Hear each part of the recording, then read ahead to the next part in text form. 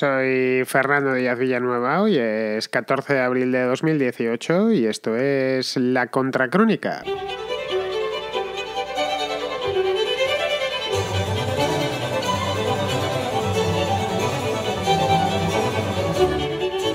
Pues estamos ya a sábado y hoy toca contraportada. La semana pasada tuvimos películas y esta toca libros. Bien, vamos a ver unas cuantas contrarreseñas, podríamos llamarlas. Si las de las pelis son contracríticas, pues ya contrarreseñas literarias, bueno, literarias y de todo tipo, también de ensayos que nos van llegando, que me van llegando de los oyentes, porque este programa, y no me canso de decirlo, es total y absolutamente vuestro. Yo me limito a comentar, me pasáis balones y me los centráis y yo simplemente me limito a chutar. A veces meto gol y otras veces no. Procuro, eso sí, siempre chutar con la mayor maestría posible. Bien, participar en la contraportada es muy sencillo, es tan sencillo como enviar una nota de voz al número de WhatsApp que os voy a dar ahora mismo. El siguiente, apuntad bien, tenéis el bolígrafo en la mano, la libreta, etcétera, o el iPad, que ahora ya la gente no utiliza las libretas. Bueno, no todo el mundo, yo utilizo libretas, sigo utilizando las de Miquel Rius, que son mis favoritas. Bien, el teléfono es el siguiente, es el 690-827909. Repito una vez más, 690-827909. En el caso de que enviéis la contrarreseña desde algún país, o más que desde algún país, aunque las enviéis desde España, en esto es igual, en el caso de que vuestro teléfono no esté registrado en una operadora móvil española, tenéis ya sea Movistar, Yoigo, Vodafone, etcétera, en ese caso tenéis que poner más 34 adelante, porque si no, no me va a llegar el mensaje. El mensaje tiene que ser de aproximadamente 1 minuto, 1 minuto y medio, 2 minutos, con una reseña de un libro que os haya gustado o que no os haya gustado absolutamente nada, que también lo hay. Muy bien, pues hechas las preceptivas presentaciones, vamos ya de cabeza a la contraportada.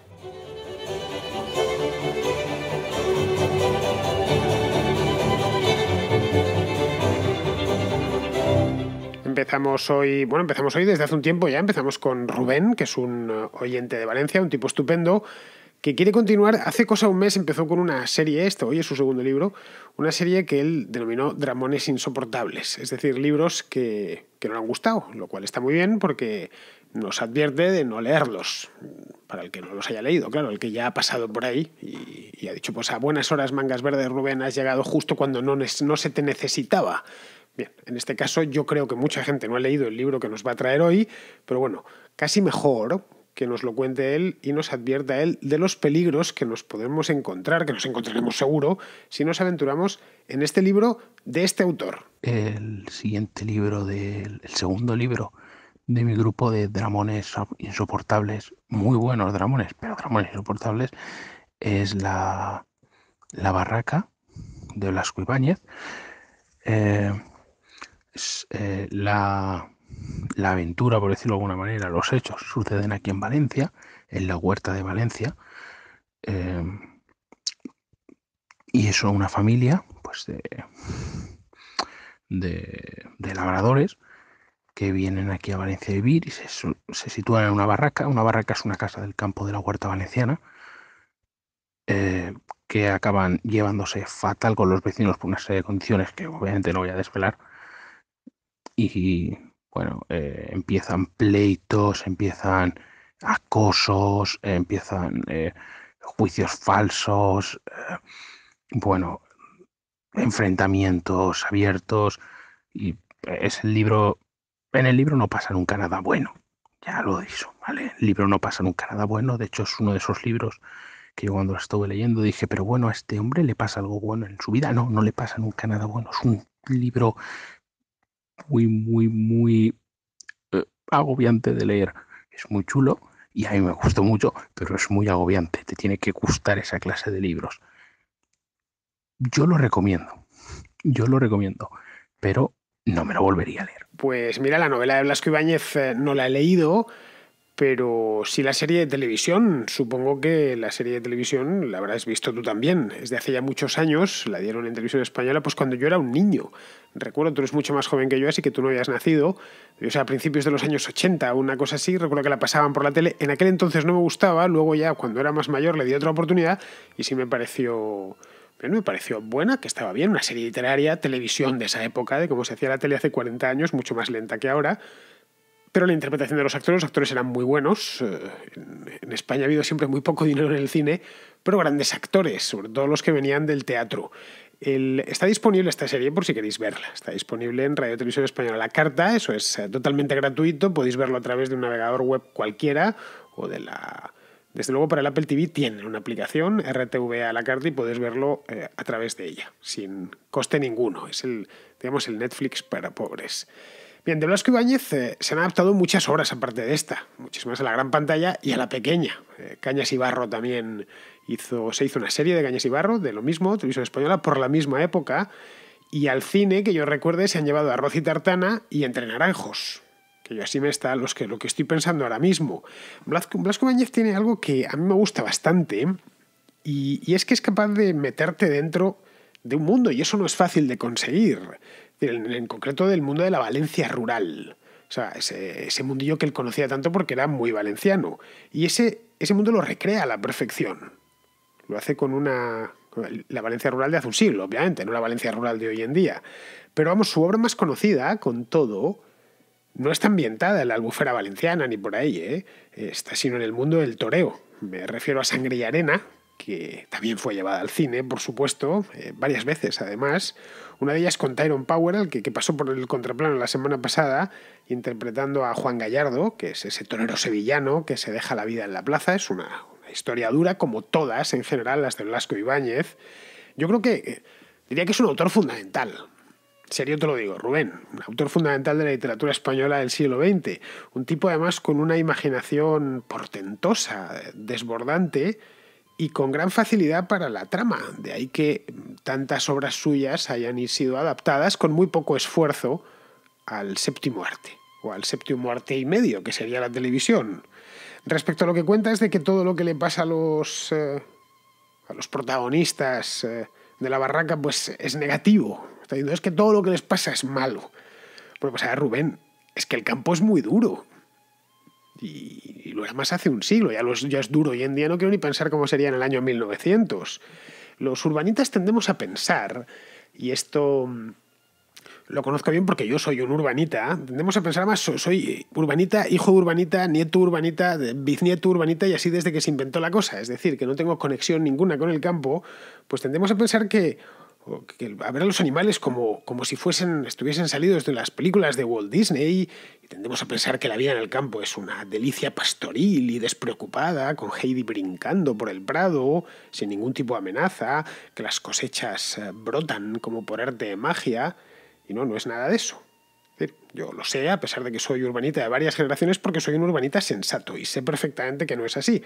Por eso tengo mucho respeto reverencial, además, a la naturaleza salvaje especialmente, y admiro tanto a la gente que vive de la agricultura, de la ganadería, etcétera. Es decir, en una palabra, que vive en el campo. Bien, vamos a continuar, vamos con César de Madrid, que nos trae un libro que muchos conoceréis porque hoy por hoy, a día 13 de abril, 14 de abril, 15 de abril, es decir, en el mes que estamos, es la película de moda. Hola, buenas. El libro que me gustaría recomendar hoy, que además creo que este año 2018 va a tener su versión en cine, es Ready Player One. En este libro se nos muestra un futuro cercano donde tras una crisis energética pues se produce obviamente una crisis económica, una gran pobreza, pero hay un tipo, un iluminado, que crea un mundo virtual que se va a convertir en la nueva internet.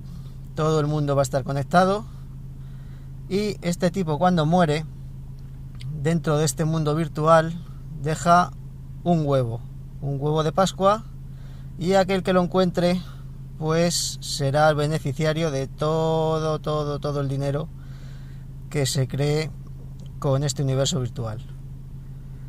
El libro está plagado de cientos de referencias a los años 80, así que para todos los que hemos pasado nuestra infancia y adolescencia en esa época, pues nos va a encantar el libro. El protagonista es un chaval que es pobre como las ratas y está conectado constantemente a este mundo virtual para conseguir encontrar el huevo. Es una obra ligera, con mucha crítica a las corporaciones, a la economía, y bueno, a mí me encanta y os lo recomiendo. Muchas gracias. Pues mira, César, yo el libro no lo he leído. De hecho, me enteré que existía un libro que se llamaba Ready Player One a raíz de que vi la película. Desconocía yo, o sea, ese tipo de literatura, como ya lo comenté alguna vez, la literatura fantástica no me va mucho, el género en general no me va mucho, pues desconocía que existía y que había tenido tanto éxito como para que Steven Spielberg le hiciese una película. La película sí fui a verla, obviamente, porque aunque fuera solo por la cantidad de publicidad que le habían hecho por internet, la televisión, por todos los lados, dije, bueno, esta película la tengo que ver, entre otras cosas porque tengo 2 veces al mes un programa de cine y tengo que estar un poco al día de las novedades, y en la Semana Santa me acerqué a verla. Y vamos, la que la he visto hace muy poquito tiempo, hace apenas 15 días. De hecho, le hice una crítica sobre ella en Disidentia, que es esta revista cultural y de sociedad en la que escribo una vez a la semana, disidentia.com, podéis ir a echarle un vistazo. Pues la crítica está escrita hace, no sé, 2 semanas, una cosa así, vamos. Podéis ir a buscar a Disidentia y le echáis un vistazo. Y si me la traéis al contraplano, os haré la crítica aquí, pero de viva voz, en lugar de por escrito.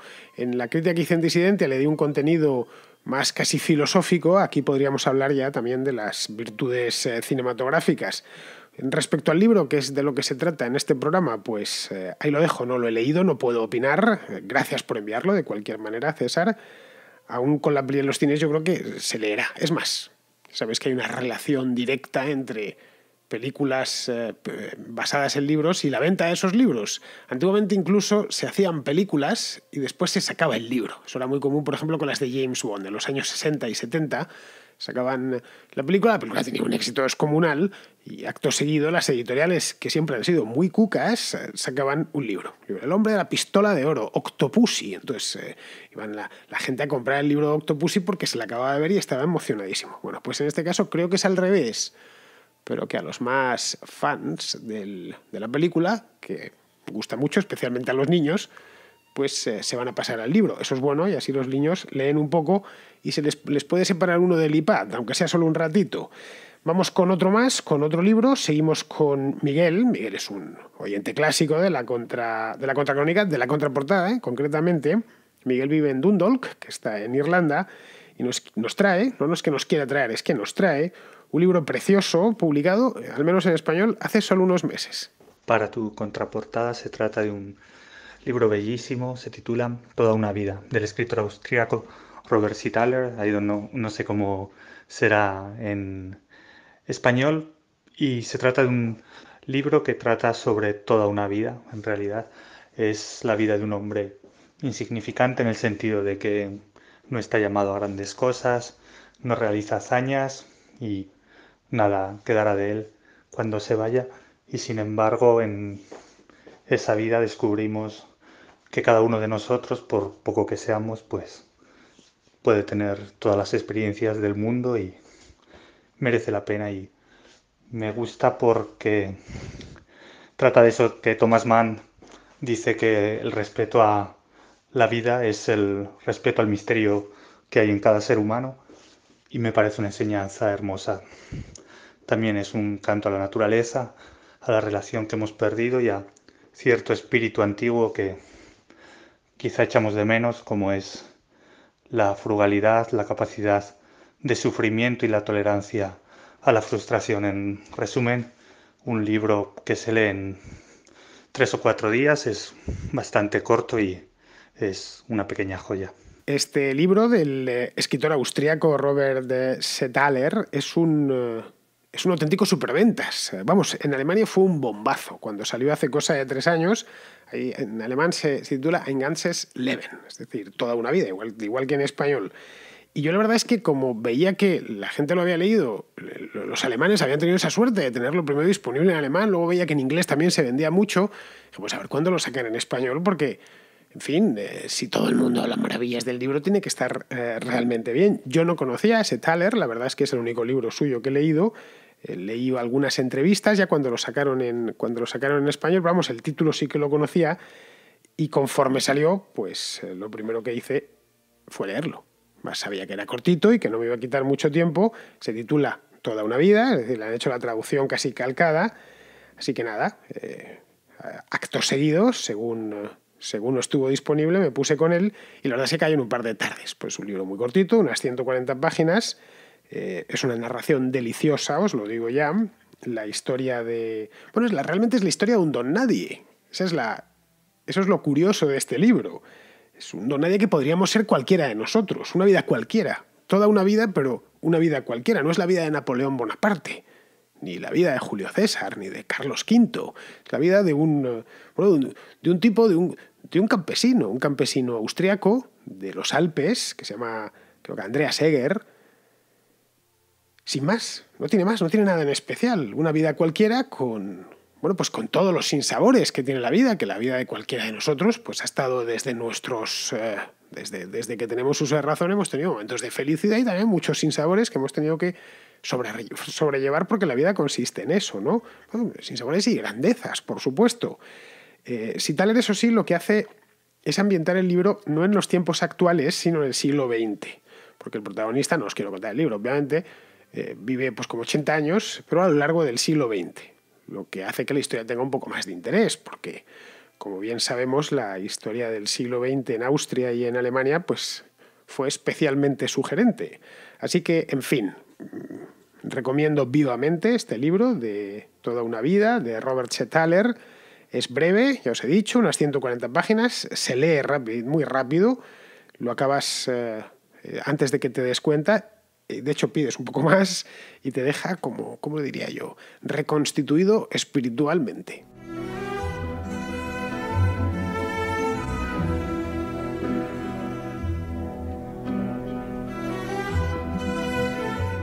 Raúl, que es un oyente de la República Dominicana, nos trae un libro francamente bueno que, por desgracia, no se ha vuelto a publicar desde hace ya 20 años. Y para la contraportada quiero recomendar el libro Imposturas intelectuales, de los físicos y matemáticos franceses Adam Sokal y Jean Bricmont.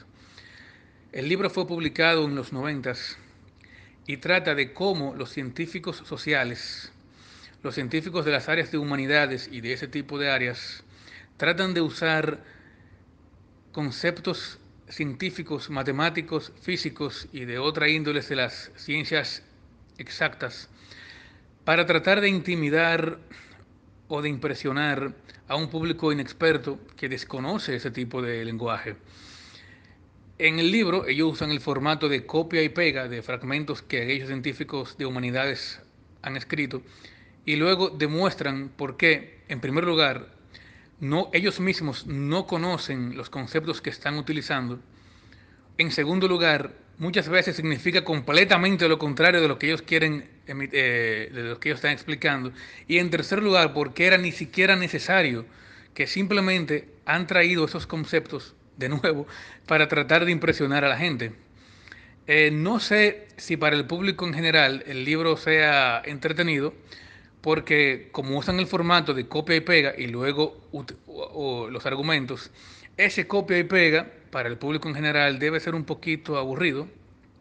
En mi caso, yo no soy científico, soy ingeniero de dispositivos médicos y trabajo con científicos. Tengo físicos, químicos y matemáticos a mi alrededor y estoy acostumbrado a ver esos conceptos y a ver las fórmulas matemáticas y a entenderlas e interpretarlas.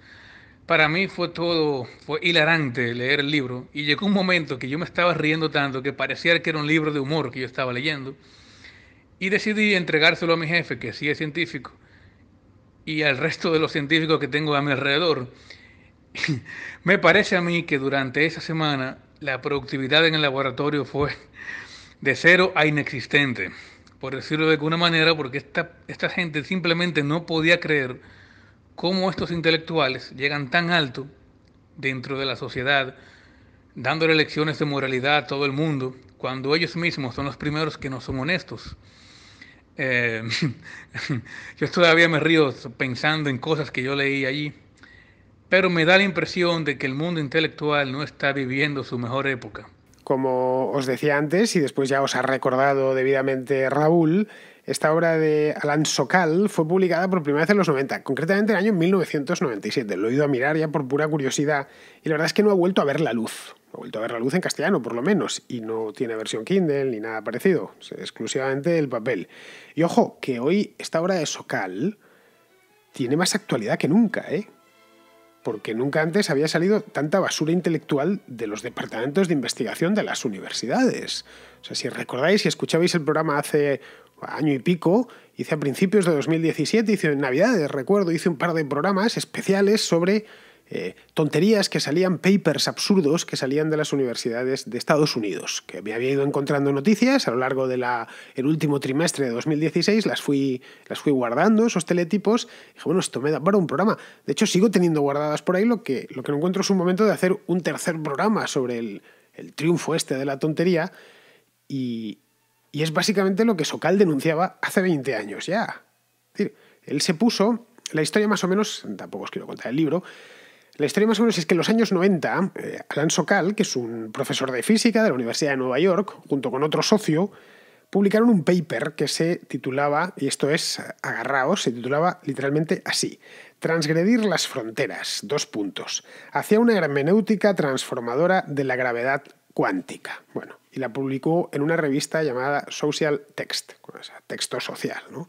Bien, no tenía ningún valor, ¿no? Lo único valor que tenía era la cantidad de palabras que le había metido.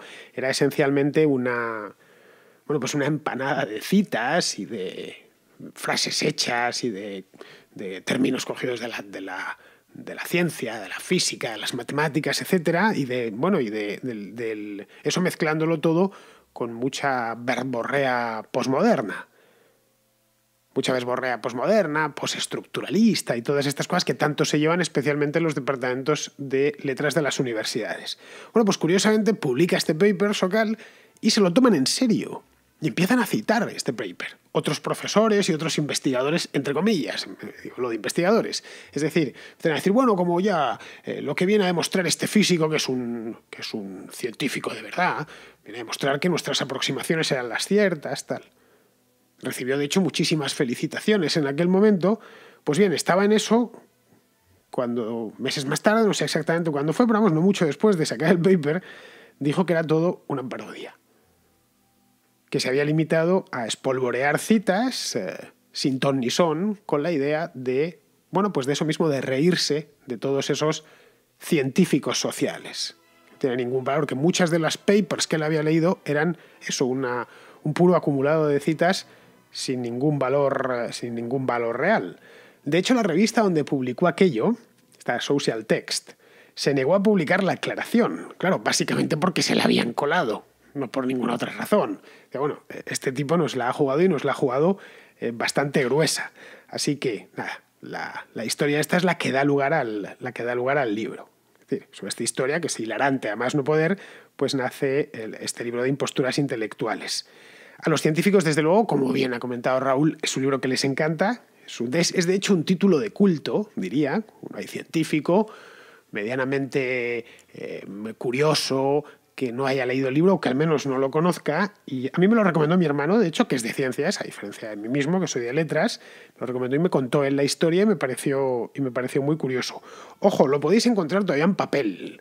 Es decir, aunque no hay versión en ebook, no hay versión en Kindle, sí lo podéis encontrar si vais, por ejemplo, a la Casa del Libro, o lo tienen también en Amazon. Es decir, pues si lo pedís, de aquella edición de 1997 siguen quedando, o es que quizá han hecho reimpresiones, han ido sacando reimpresiones nuevas.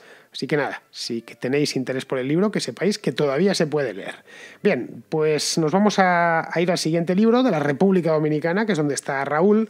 Nos vamos a Panamá, donde Eric Vega nos quiere recomendar un libro que ya pasó por aquí hace cosa de un año. Quisiera aportar uno de los libros que más me llamó la atención el año pasado cuando lo leí, y su nombre es Sapiens, de Noah Yuval Harari. Es básicamente el recuento de la historia de la humanidad desde cuando éramos cazadores recolectores hasta la actualidad. Me encantó por la cantidad de datos muy interesantes en todo el libro, por la fluidez de la forma de escribir de Harari, y en especial el enfoque que te da al momento de de hacernos entender por qué la especie humana es distinta. Y es básicamente porque nos hemos sabido organizar a través de ficciones sociales, ficciones colectivas, que aún hoy obviamente las utilizamos, y de hecho ya las hemos evolucionado y las hemos vuelto más complejas para poder construir sociedades más complejas. Y bueno, nada, te recomiendo este libro, y a tus oyentes te exhorto a que sigas con tu podcast, muy bueno. Te sigo, saludos.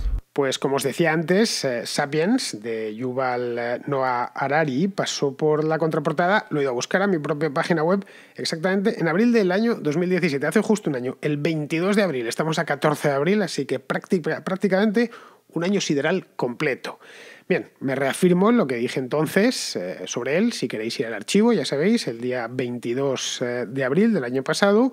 Es un gran libro, yo creo que de lectura imprescindible, que por cierto ha tenido continuación, que se llama Homo Deus, la siguiente parte.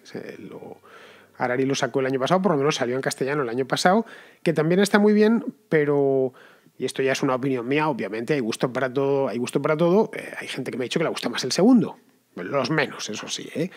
Yo creo que es mejor el primero, es mejor Sapiens que este de Homo Deus. Pero bueno, si queréis, lo suyo es comprarse los dos, ya que está, y además se los puede bajar uno tranquilamente al Kindle, que ahí no ocupan espacio, quiero decir. La Kindle puedes tener todos los libros que te dé la gana, o vamos, prácticamente todos los libros que te dé la gana, que no te va a pesar más. Así que si no lo habéis leído, yo os lo recomiendo.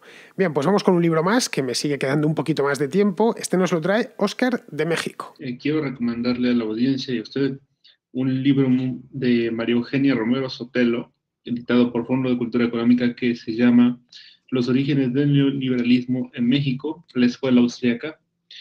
El título ya de por sí es bastante interesante para nosotros que estamos en este lado de la trinchera. El libro en sí tiene un enfoque, pues, apoya a Lázaro Cárdenas, en fin, es un enfoque más bien de izquierdas, ¿no? Pero resulta interesante toda la información que recopila la autora, y bueno, es un divertimento. Me enteré de cosas que yo no tenía muy presente, como la función que tuvo Ballesteres no solo en el ITAM, sino también en el gobierno y tal. Pero bueno, se lo recomiendo, especial para los mexicanos. Pues nada, Óscar, ahí lo dejo, pero por lo que veo es un libro académico y por lo tanto no demasiado fácil de encontrar, a no ser que vaya uno a la Facultad de Económicas y la biblioteca, quiero decir, y lo busque. El Fondo de Cultura Económica, como bien sabes, es fácil encontrar libros suyos en ciertas librerías, tanto en Ciudad de México como en Madrid como en Buenos Aires, pero claro, tienen un catálogo gigantesco. De cualquier manera, esto veo que además es para aficionados a la historia del pensamiento económico, es decir, es un libro, Óscar, muy de nicho.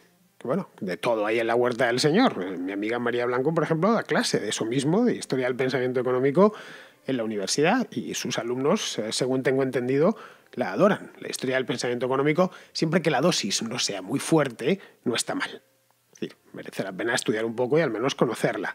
Y respecto al sesgo que comentas, bueno, que pueda tener la autora, pues yo creo que lo deja claro desde la misma portada. En el momento en que ha escogido el título, ya emplea la palabra, el término neoliberalismo, ya sabes de qué pie cojea la autora. Es decir, no, lo que no sabrás es hasta dónde va a cojear, pero sabes que simpatizar con el liberalismo no lo hace, porque la manera de declararse ellos mismos es utilizar el término neoliberal. Muy bien, pues ya antes de irnos nos vamos a ir con un consejo última hora por parte de un oyente, que no son muy habituales en la contra, y es una pena. Cloti. He escuchado uno de los comentarios de los oyentes hablando del cine de ficción. Y bueno, quería agregar que este libro no debería de faltar en ninguna biblioteca, de ninguna casa, porque aunque la película no me gusta, bueno, no la soporto. Lo que es el libro en sí es precioso porque está lleno de filosofía de la vida, y en cada paso que vas leyendo de él vas aprendiendo. Es una pasada, no debería faltar. Pues muchas gracias por tu aporte, Cloti. La próxima vez procura que se te escuche un poquito mejor, que he tenido que vérmelas y deseármelas para que se escuchase algo tu mensaje. Bien, me parece muy bien todo lo que nos cuentas, pero la peli, la de Sinuel el egipcio, está muy bien. No es una obra maestra, pero está bien. La dirigió Michael Curtis, que es, caray, el director de Casablanca. Estamos hablando de palabras mayores y además la era dorada de Hollywood, que no es cualquier cosa. Como comenté, Jane Collins, en fin, Jane Simmons, una película que no es que sea una película que tengas que ver sí o sí, pero que si la tienes, lo suyo es vérsela porque está muy bien. Pues nada, queridos amigos, con esto ya terminamos la contraportada de hoy. Nada más, todos los libros que podían pasar han pasado, así que os emplazo a volver por aquí mañana.